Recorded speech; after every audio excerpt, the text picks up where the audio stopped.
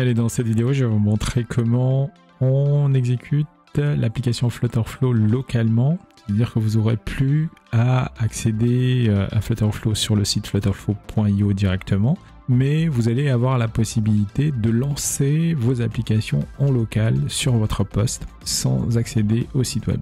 Donc pour ça, je vais vous faire une petite démo. Donc là, j'ai une application toute simple et je vais modifier la couleur de la barre. Je vais le mettre en bleu comme l'autre. Et je vais faire du auto-reload. Donc pour faire du auto-reload, je vais ici. Ce menu-là, vous ne l'aurez pas si vous êtes sur le site web. Là, je suis vraiment sur l'application Flutterflow en local. Là, j'ai mon iPhone Simulator. Et si je fais un auto-reload, là, vous voyez, la barre, c'est bien changé de couleur. Allez, c'est parti. Alors, quels sont les avantages de cette nouvelle fonctionnalité proposée par Flutterflow? La première, c'est tout d'abord la testabilité. Donc auparavant, quand on voulait tester notre application Flutterflow, il y a deux façons de faire. Donc soit on le teste via le bouton qui est proposé au niveau de l'éditeur, qui va ouvrir une autre page web et qui va proposer votre application sous forme de site web. Donc vous allez pouvoir visualiser, mais sur un site web, le rendu final de votre application. Ou soit vous allez télécharger votre code source et en téléchargeant votre code source, vous allez suivre le process habituel lorsque vous allez travailler avec Flutter, c'est-à-dire exécuter le projet comme un vrai projet Flutter.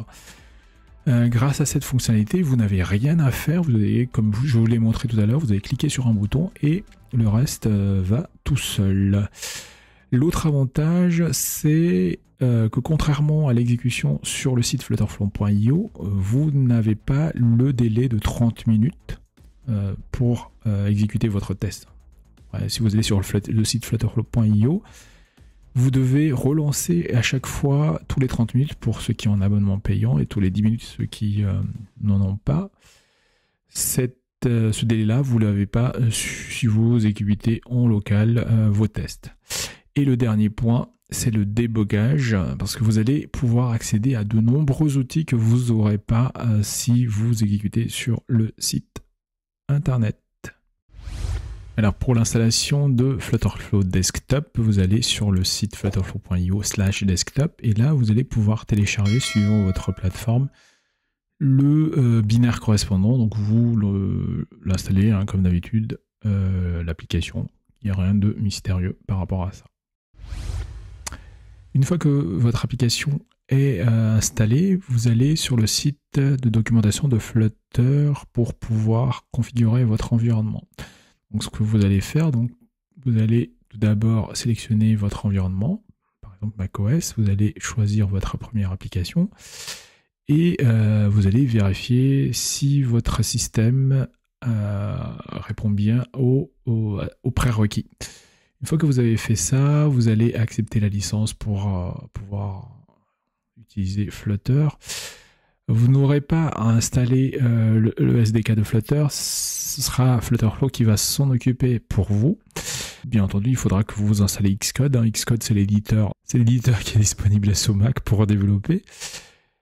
Et vous allez exécuter les différentes commandes qui sont là.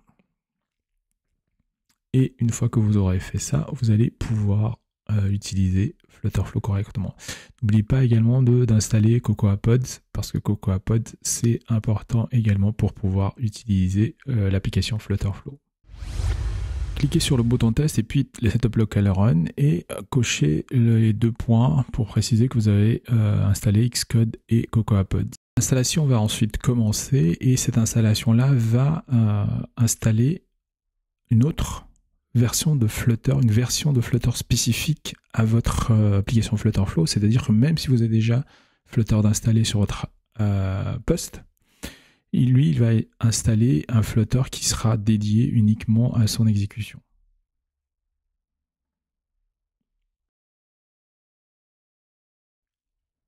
Une fois que l'installation est faite, vous allez pouvoir continuer l'étape d'après. Donc, sélectionnez le device sur lequel vous voulez lancer votre test. Donc là, par exemple, il me propose macOS et Chrome et je vais installer iOS Simulator. Bon, là, j'ai un petit problème Une fois que vous avez installé vos simulateurs iOS, donc par exemple moi j'en ai un, il est où?